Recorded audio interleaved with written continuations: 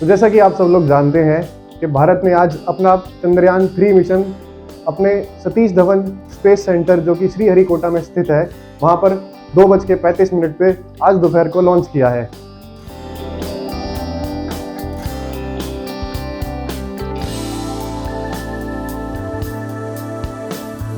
तो सबसे पहले मैं बात करूंगा कि यह मिशन किस लिए ज़रूरी था, क्या इससे पहले भी इस मिशन के लिए कभी ट्राई किया गया है, और अगर किया गया है तो वह मिशन क्यों फेल हुआ। उसके बाद हम जानेंगे कुछ इंटरेस्टिंग फैक्ट्स जो इस मिशन से रिलेटेड आपको जानना बहुत ज़रूरी है। तो नमस्कार, स्वागत है आपका हमारे इस YouTube चैनल पे। मेरा नाम है कुणाल मलिक। आज हम डिस्कस करने वाले हैं चंद्रयान 3 के बारे में। सबसे पहले चंद्रयान 3 मिशन की कुछ highlights. 3, 2, 1, 0 plus 5 seconds. Lift off normal. Here we have a majestic liftoff of LVM-3 M4 rocket carrying India's prestigious Chandrayaan 3 spacecraft. P2 tracking. Chandrayaan 3 mission चांद के साउदर्न पोल में 70 डिग्री के आसपास लैंड करेगा। उसके बाद यह अपनी दूरी 42 दिन में कवर करेगा। इसकी लॉन्चिंग जो साइट थी वो सतीश धवन स्पेस सेंटर पे लॉन्च किया गया है। इससे पहले भी एक बार इस तरह का मिशन 2019 में प्रयास किया गया था और वह मिशन सक्सेसफुल नहीं हो पाया था।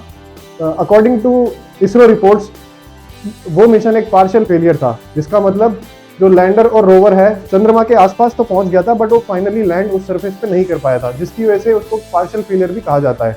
उसके बाद इसरो ने अब दोबारा इस मिशन को प्लान किया जो कि पिछले बजट की तुलना में कॉस्ट इफेक्टिव था। इस बार जो पूरे बजट का एस्टिमेट है वो केवल 615 करोड़ का टोटल बजट प्लान किया हुआ है। सबसे पहले मैं बात करूं तो सॉफ्ट लैंडिंग कौन कौन से देश इससे पहले कर चुके हैं चंद्रमा के सतह पे। उसमें सबसे पहले नाम आता है यूएस का।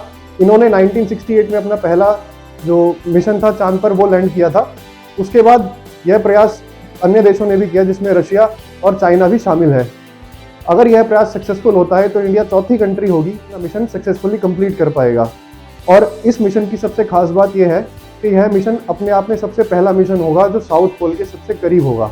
तो चलो जानते हैं कि साउथ पोल की क्या सिग्निफिकेंस है, क्यों ज़्यादातर कंट्रियाँ नॉर्थ पोल या साउथ पोल जो कि चांद का है वहाँ पर अभी तक नहीं पहुँच पाई हैं। तो सबसे पहले मैं बात करूँगा इक्वेटर की। तो चांद का जो इक्वेटर है वो काफ़ी फेवरेबल कंडीशन में है किसी भी स्पेस क्राफ्ट को लैंड करने के लिए, क्योंकि वहाँ का जो सरफेस है काफ़ी इवन है, काफ़ी स्मूथ है।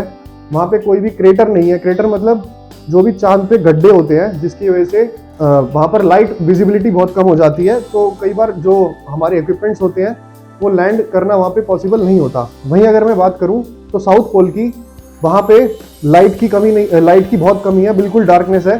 टेम्परेचर बहुत ज़्यादा ठंडा है, कई बार टेम्परेचर वहाँ -230 डिग्री सेल्सियस भी चला जाता है। अगर मैं इसको अर्थ के हिसाब से कंपेयर करूँ तो अर्थ में जो मिनिमम टेम्परेचर रहता है वो लगभग 92 डिग्री रहता है, वो भी अंटार्कटिका रीजन के आसपास। उसके बाद वहाँ पे काफ़ी सारे क्रेटर्स भी हैं। क्रेटर्स जो कि मैंने अभी आपको बताया था, जो गड्ढे होते हैं जो चंद्रमा के सरफेस पे हमको दिखते हैं, तो इन गड्ढों की वजह से वहाँ पे लैंडिंग करना वेरी क्लोज टू इम्पॉसिबल माना जाता है। इसीलिए बहुत सारे प्रोग्राम जो पहले भी ट्राई किए गए हैं इसराइल के द्वारा, यूएई के द्वारा, वो भी फेल हुए हैं। अगर ये मिशन सक्सेसफुल होता है तो India will be the first country जो साउथ पोल के पास अपना मिशन लैंड कर पाएगा। इस मिशन से हमें क्या बेनिफिट होगा? सबसे पहला बेनिफिट ये होगा कि 2008 में जो हमने चंद्रयान 1 भेजा था उसकी स्टडी के मुताबिक देयर इज अ पॉसिबिलिटी कि वहाँ पे पानी हो चांद पे, और उसके साथ साथ जो वहाँ की सॉइल है और जो वहाँ के रॉक्स है उसके साथ भी कार्बन डेटिंग करके उस पर स्टडी करके हम पता लगा सकते हैं कि सोलर सिस्टम की क्या हिस्ट्री रही होगी। और इसके अलावा ये भी हम जानकारी निकाल सकते हैं क्या पृथ्वी के अलावा कहीं और भी लाइफ पॉसिबल है या नहीं। तो जो 2019 में हमारा एक्सपेरिमेंट था वो तो फेल हो गया था, जिसका हमने काफ़ी क्रिटिसिज्म भी झेला था। वेस्टर्न कंट्रीज़ ने अपनी बहुत तरह तरह की रिपोर्ट्स छापी थी कि इंडिया का बजट बहुत कम है, इंडिया सक्सेसफुली कोई भी मिशन लॉन्च नहीं कर पाता और इंडिया अभी एलीट ग्रुप में शामिल नहीं हो सकता। चलिए हम दुआ करते हैं कि इसरो अपना मिशन इस बार सक्सेसफुली कंप्लीट कर पाए और वेस्टर्न कंट्रीज़ को जवाब दे सके कि in spite of being low budget, जो कि केवल 615 करोड़ रुपए है, हम अपना मिशन सक्सेसफुली साउथ पोल में लैंड कर सकते हैं। तो अगर आपको ये वीडियो पसंद आ रही है तो प्लीज़ इस वीडियो को लाइक करें, अपने दोस्तों को शेयर करें और हमारे चैनल को सब्सक्राइब करें, क्योंकि अगर आप सब्सक्राइब करेंगे तो ये हमारे लिए मोटिवेशन होगा आपको इस तरह का और भी कंटेंट फ्यूचर में प्रोवाइड करने का। Thank you.